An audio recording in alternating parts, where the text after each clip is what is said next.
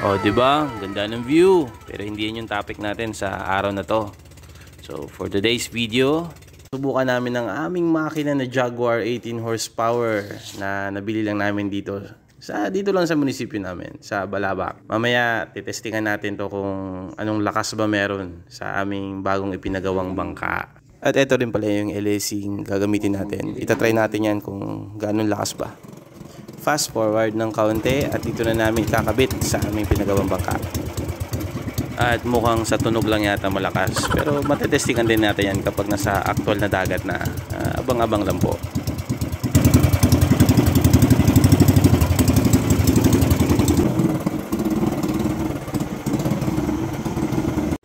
At ayan na po yung bangka namin na walang katig. Yan yung masusubukan natin mamaya. At tara, samahan nyo kami.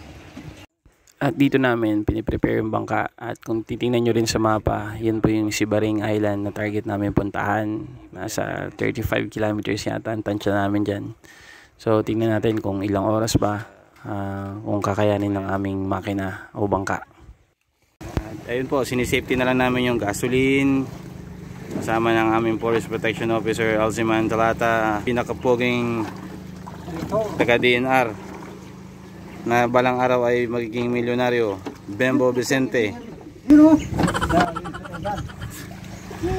Matestingan namin ang aming bangka in 4, 3, 2, 1.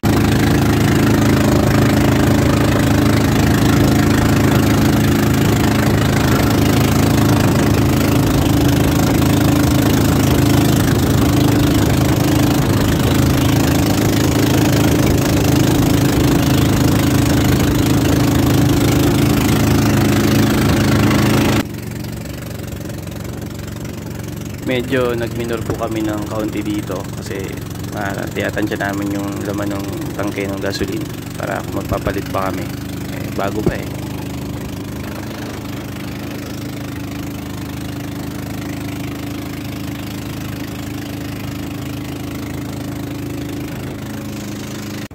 Kung mapapansin nyo rin, si Sir Bimbo Vicente ay nasa unahan.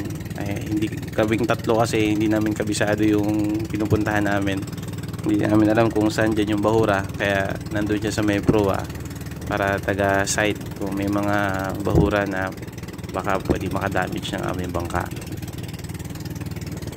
At tinuloy-tuloy na lang talaga namin yung pagmiminor ng bangka kasi maliban sa bahura, ang dami pong may mga seaweeds farmer dito, kaya hindi namin alam, baka bigla namin masagasaan yung mga seaweeds nila at masira ang seaweeds nila at masira din yung LEC namin.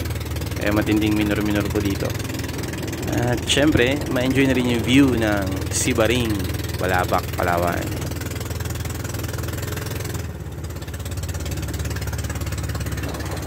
At sa mga oras na to ay medyo tanghali na. Nasa alas 12 na yata ito. At kailangan naming magtanghalian muna. At para mapakalma na rin yung init ng makina. At syempre, para di na rin kami magutuman pa. Ayun na nga, dumating na po kami dito sa Sibaring. Dito muna kami nakidaong sa White House ni Congressman para nanggaling kami sa Barangay Hall. At mamaya pupunta na tayo doon sa Caradangao Island. Doon.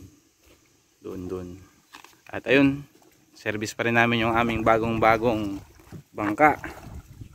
Motor bangka na dinadala ng aming pinakapoging kasama, Alziman. So, alright. At ayan po muli, nakadaba ulit si Sir Bimbo. Halatang busog na, kaya naantok na. Hindi po, ganun pa rin ang rule na maghahanap pa rin ng bahura para iwas damage. At syempre, enjoy nyo lang po yung view kasi talagang kahit kami, gandang-ganda talaga sa lugar na to. Kahit na hindi makaligo, mahalaga mabusog ang aming paningin dito sa Sibaring. At syempre, kayo din, diba? At ilang sandali na lamang, dito na kami sa mismong Caradangao Island o Apo Island.